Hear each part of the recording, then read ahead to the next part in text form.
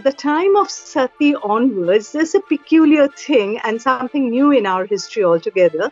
Both the orthodoxy and the reformers are speaking in the name of the woman's consent.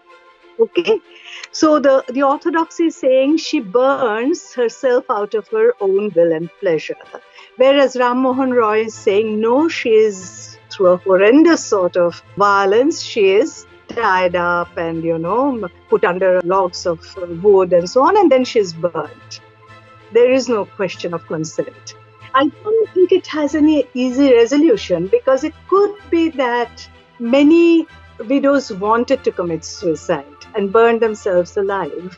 But since that act is directed only for the husband and it's not reciprocated, so it means that the woman is obliged to do something which is unimaginably painful, but that only for the sake of the husband.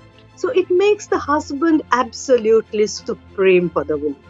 And then it is an example not to die by burning, because sati was never compulsory, but if you can even burn yourself to death for the husband, after the husband's death, what is that there that you can't do for the living husband?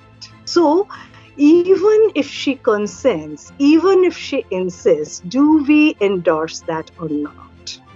It's a complicated question. And the same thing happens with widow remarriage. An interesting thing is that both sides are trying to speak in the name of the woman's consent.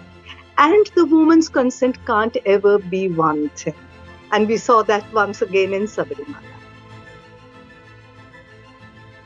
So we feminists, I think, should distinguish between a kind of desirable kind of consent to something and the actual processes through which consent is formed, consent is dissolved, consent is withheld.